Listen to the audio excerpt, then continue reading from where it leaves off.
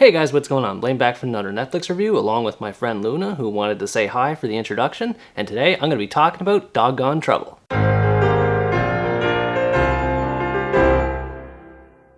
Doggone Trouble, also known by its older title Trouble before it was acquired by Netflix, is a story about a dog that lives a pampered life with its wealthy owner before the owner suddenly dies and he finds himself living on the streets and having to fend for himself. After having lived a life of luxury and wealth for so long, he finds himself exposed to new situations and has to deal with them as they come while evading his new would-be owners Claire and Norbert, who want to claim him simply because he's the new heir apparent to the family fortune of the wealthy owner. Add to the mix a new potential owner for Trouble and a bunch of other dog characters, and you end up having a pretty standard but fun kids movie overall. Most of the characters in this movie are done pretty well for the most part. They are forgettable compared to most animated movies you might be used to seeing, but they're not all that bad either. Trouble, the main character of the story, doesn't really have any notable traits about him. He's neither good or bad in his presentation, he mostly just exists to help move the story along, which for a kids movie isn't necessarily a bad thing, but as an adult it kinda makes you wish for something more. I do think it was pretty cute and funny at times when it showed him adjusting to his new life on the streets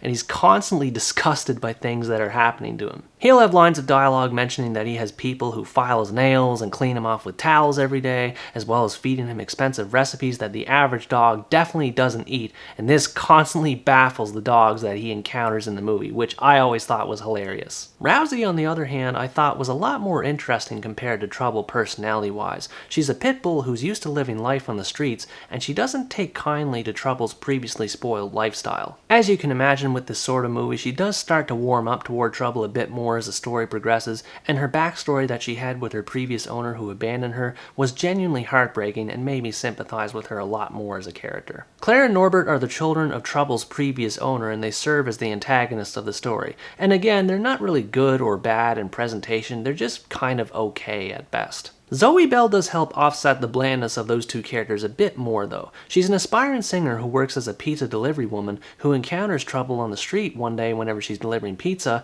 and then takes pity on him and decides to bring him back to her apartment for the time being. I like the relationship that develops over the course of the movie between Zoe and Trouble. It serves as the source for some of the movie's most heartwarming moments as well as some of the most heartbreaking ones, which makes sense given how Zoe Bell is characterized in the story. Thurman Sanchez was the best character in this movie for me, bar none. He has this eccentric Ace Ventura vibe about him, but it's more subdued compared to Jim Carrey's interpretation, and this makes for some great comedy. He's an animal tracker who's hired by Claire and Norbert to track down Trouble, which results in him conducting one investigation after another, going from place to place, reenacting events as they happen wherever Trouble was at, and this results in a lot of great physical comedy that can get silly at times, but thanks to Wilmer Valderrama's voice acting, it ultimately works for me. This movie is definitely made for kids considering the type of comedy that's featured in it, and I thought that the comedy itself was good for the most part, but some of it did end up getting stale and repetitive for me. There's a scene where Trouble is introduced to the dog park and he meets a variety of characters there that he ends up being associated with for the rest of the movie.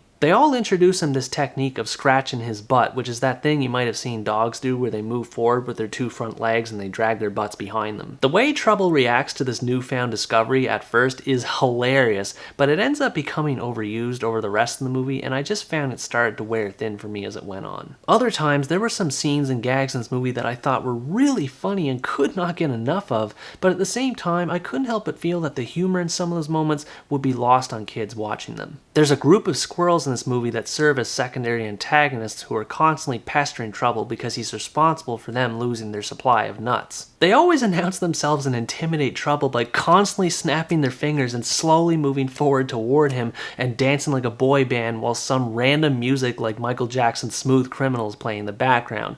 I love these squirrels. I could not get enough of them. I noticed, however, that the way the squirrels danced and moved resembled movies of the past like West Side Story, where they're slowly moving forward and snapping their fingers, and it made me wonder just what kid watching this movie is going to get that reference. There's also a dog character who's sort of a conspiracy theorist, and he tells the other dogs to watch out for signals or something like that, and there's one scene where he blames the Russians on something that I thought for a kids movie was wildly inappropriate and just shouldn't have been mentioned at all. Ultimately, however, there weren't that many lame scenes of comedy in this movie. It all worked pretty well for the most most part. The animation quality itself is decent as well. Definitely not Disney Pixar quality, but it gets the job done. There are a few montages here and there that have music playing during them, and they basically serve as breaks from the story, which you may or may not like depending on personal taste. For me personally, I didn't mind them all that much. The tunes were catchy, they made sense with what was happening on screen, and there's only about 3 of them in the movie in total, so they don't really take up that much screen time anyway. I will say, however, that there's a musical bit that I love.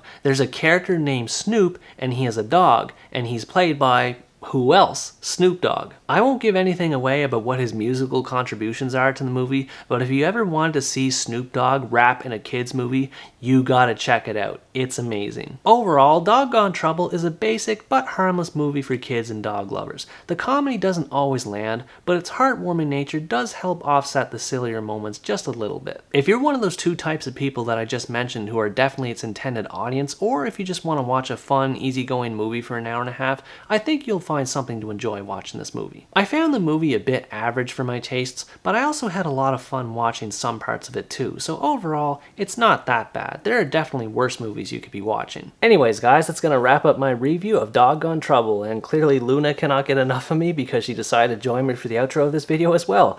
Anyways, thanks for watching this video, I hope you enjoyed it, and as always, stay tuned for the next part, where next time I review the Brazilian comedy, Carnival. Bye bye!